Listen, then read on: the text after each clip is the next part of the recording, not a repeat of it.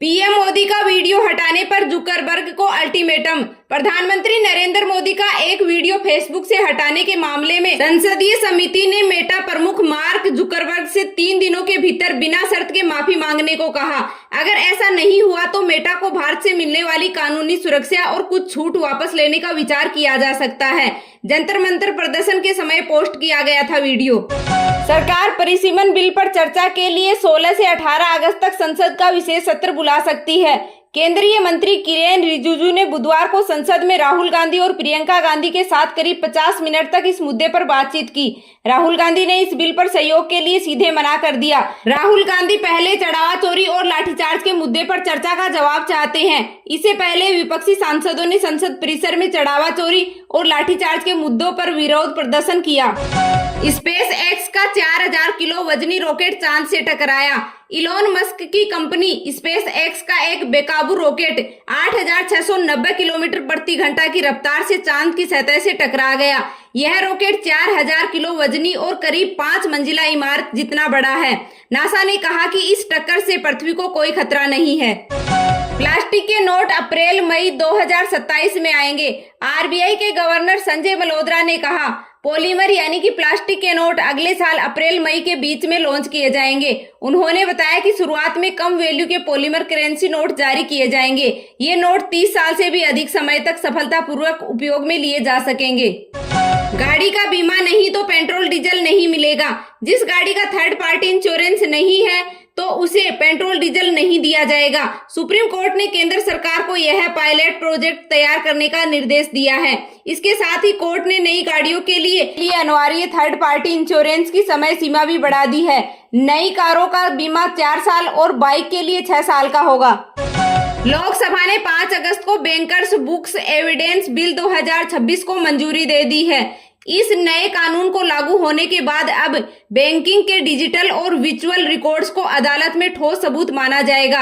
इसका मुख्य मकसद देश के तेजी से बढ़ते डिजिटल बैंकिंग सिस्टम को कानूनी सुरक्षा और मान्यता देना है। राहुल गांधी ने बुधवार को दिल्ली में 10 जनपथ पर जंतर मंतर प्रदर्शनकारियों के साथ प्रेस कॉन्फ्रेंस की।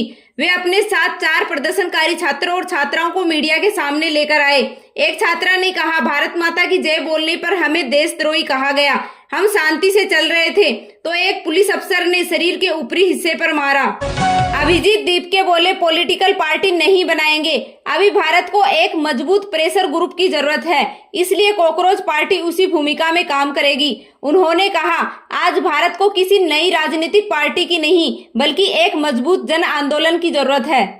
यमन के पास भारतीय जहाज पर हुती विद्रोहियों का हमला। यमन तट के पास लाल सागर में भारतीय झंडे वाले कारोबारी जहाज पर हमला हुआ। यह हमला ईरान से जुड़े हुती विद्रोहियों ने किया। विस्फोटकों से लदी एक सुसाइड बोट जहाज से टकरा गई। इसके बाद जहाज डूब गया। बॉम्बे हाईकोर्ट ने मेटा और एक्स को केंद्रीय मंत्री नितिन गडकरी के खिलाफ आपत्तिजनक कंटेंट फौरन हटाने का आदेश दिया।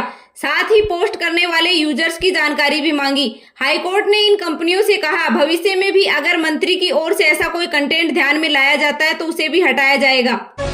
देश के कई राज्यों में हो रही तेज बारिश बनी जानलेवा। झारखंड में बिजली गिरने से 14 लोगों की मौत हो गई जबकि 8 लोग घायल हुए।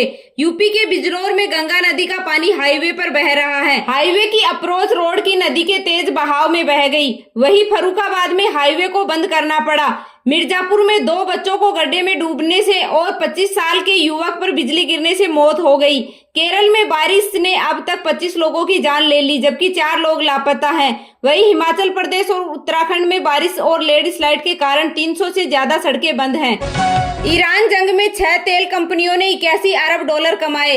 ईरान जंग शुरू होने के बाद कच्चे तेल की कीमतें 23% तक बढ़ी तो दुनिया भर में महंगाई भी बढ़ गई। इस दौरान अप्रैल से जून के बीच में दुनिया की 6 सबसे बड़ी तेल कंपनियों ने रिकॉर्ड 81 अरब डॉलर का मुनाफा कमाया।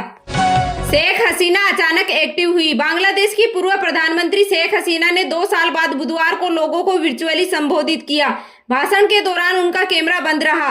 भाषण में उन्होंने कहा, मुझे पता है कि वे मुझे जेल में डाल सकते हैं या मार भी सकते हैं, फिर भी मैं दिसंबर में बांग्लादेश वापस जाऊंगी। लोगों का समर्थन मेरे लिए बहुत जरूरी है। वैभव सूर्यवंशी के टेस्ट खेलने की चर्चा पर रहाणे बोले। रहाणे का मानना है कि वैभव के टेस्ट करियर को लेकर अभी कोई भी टिप्पणी करना जल्दबाजी होगी। उन्होंने कहा कि इंटरनेशनल क्रिकेट और आईपीएल में काफी अंतर है, युवा खिलाड़ी पर दबाव ना डालें। आरबीआई ने कहा ब्याज दरों में कोई बदलाव नहीं। आरबीआई ने ब्याज दर को 5.25% पर बरकरार रखा है। नए लोन की तरह मौजूदा लोन और ईएमआई भी सस्ती नहीं होगी। गवर्नर संजय मल्होत्रा ने बताया कि दुनिया भर में जारी उठापटक की वजह से महंगाई बढ़ी है, इसके चलते फिलहाल ब्याज दरों में कोई बदलाव नहीं किया गया है।